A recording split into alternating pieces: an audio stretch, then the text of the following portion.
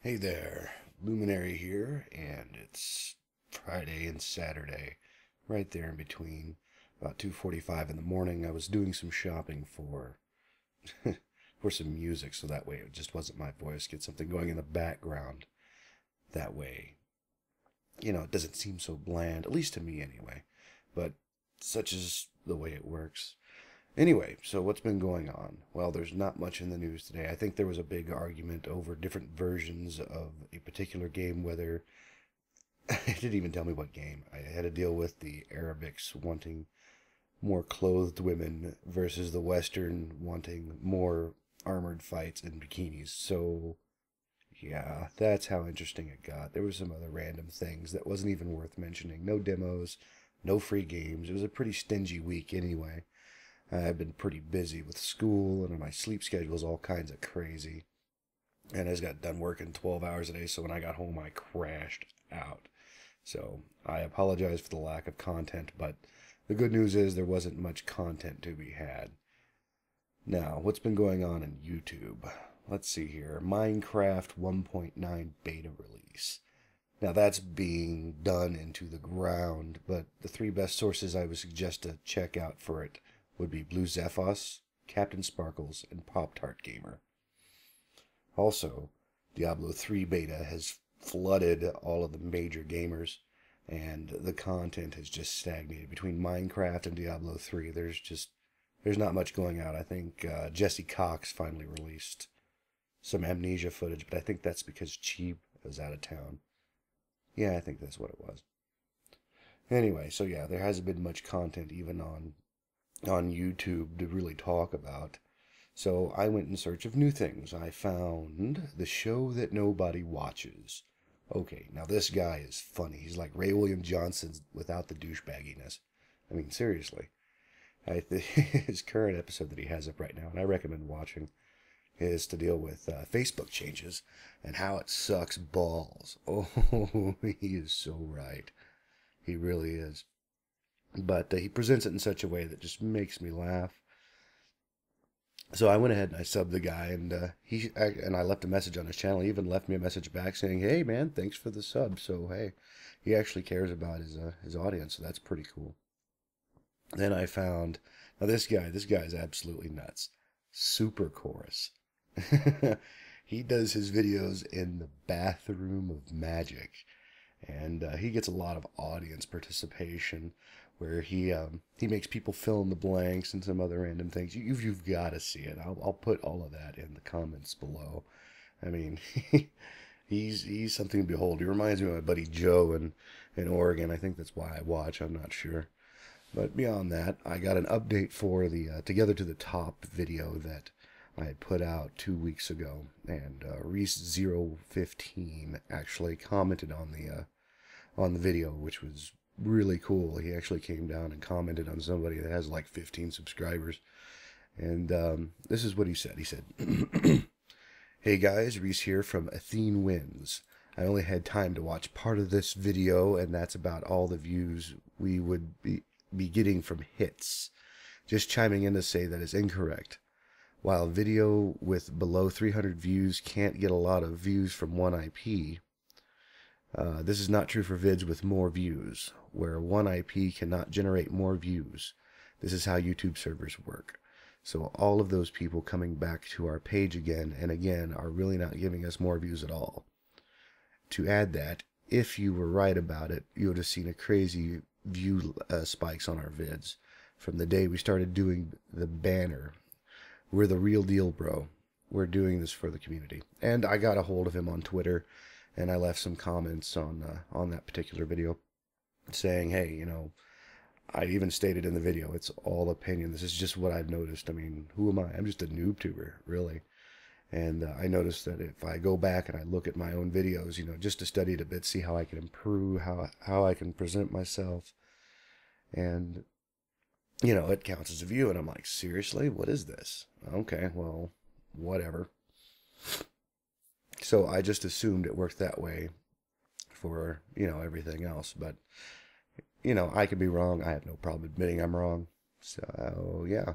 It was really cool he came down. I told him he didn't have to watch the rest of the video. I'm more interested in the facts about Together to the Top, because if you really think about it, I see a lot of thank you to Together to the Top, what it's done, but there's no real news about Together to the Top itself. There's news about what's going on for Together to the Top, but not in Together to the Top. You see what I'm saying? You know, where people are being promoted, that's fine, but I don't see any background structure or text or news as far as what's going on with the movement itself. That would be kind of nice to see what's going on, so that way I can give you guys some actual accurate information on it, rather than just going, well, I'm going to think on this for a bit and I'm going to put out a video. So yeah, I wasn't kidding when I said I sent the video off to Athene Wins, because, you know, if I'm going to produce something like that, I'm going to have the balls to show it to your face too. I'm going to put it out and be like, here, what you think about that? And it worked. Somebody came down and said, hey, what's up? So yeah, that's what happened with that. Now moving forward, Mirror's Edge, I have to say that, well, it's a lot of fun. I recorded 80 minutes of it, and I went back and I listened to all the raw footage, and you can't really hear me. I'm not sure if that's a good thing or a bad thing, but then again, I got to thinking about it, and most of the things I was saying was like, run, bitch, run! Run faster, don't shoot me! Oh, or splat, or just random things that are happening, which I imagine is just the way it goes. I tried to keep it going, but it seems kind of repetitive, you know, for me to sit there and go, run, run, run, run, run, run, run. Hello, door. I've missed you. And, well, what else can you say about that? It's been a lot of fun. I have about 2 more videos to release. I think the 7th part and the 8th part. I'm going to start recording the next 80 minutes, I believe. Let me think here. Probably tomorrow night, so that way I'll have that ready, so there'll be content throughout the week. So yeah, I've pretty much had my first 80 minutes ready. I have 60 minutes out right now. So do give it a watch. It is a very, very, very pretty game. Because the sound is so loud, you can't hear me very well. It doesn't take away too much from the ambience of the horns honking and the splat noises that you make whenever you fall to the ground. It's quite funny. I'll work on that. I've also been working with the compression ratios and figuring out what that is. And if you ask to Raven, he'll say, dude, he went too far into it. I figured out, you know, what the prime bit rate for compression should be, a great video codec that makes it look great, and how to do multi-pass encoding. So it was a learning experience. So I've been pretty busy. So it's not like I've been sitting here on my laurels doing nothing. I've been trying to figure out a way to improve the quality of the show that I'm trying to produce. So speaking of, I got a notice saying that my time limit has been increased for uploading to YouTube. So I'm not limited to 15 minutes. I'm pretty much unlimited now. That's really, really, really cool. So I can do 15, 20-minute episodes as opposed to, you know, 10-minute episodes when it comes to gameplay. And now that I figured out how to compact my gameplay down into something manageable to upload, I can do 20 minutes easy, especially since I'm on like some rural Wi-Fi. I think it's called Keon. Either way, it's some rural 4G Wi-Fi that they have available out here, and the upload limit sucks, and the download limit kind of sucks, and I've gotten broken downloads. I've had to upload one video like 3 different times because the link kept breaking, and it was just a pain. But either way, so yeah. And speaking of that, my future plans for the channel, I've been thinking about it, and it's kind of a mix between a vlog and my opinion and stuff that's going on in the gaming world that I have an opinion on, and really talking about what's going on with the people around me. So I thought that maybe I could bring the people around me in and find the folks that are about the same level I am or below. Well, right now there's nobody below me unless you have 0 subscribers and no material, but I can find those guys and I can talk to them and maybe interview them and find out what they want with their channel, and just to get it out there. Because whenever I talk about stuff, I tag everything. I tag everything I talk about. If I talk about Total Halibut or Total Biscuit, those get tagged. If I talk about Jesse Cox, OMFG Cata, Pride, Jesse Cox gets tagged. If I talk about Together to the Top, it goes right in the tags. And I load it out so that way everybody can find what I'm talking about. So, yeah. But anyway, I figured interview the folks that are about on par with me, trying not necessarily to become bigger in YouTube, but want to have fun with what they're doing. And it's not about liking and subscribing. You know, like I've said before in my other videos, if you like my stuff, you're going to hit the like button.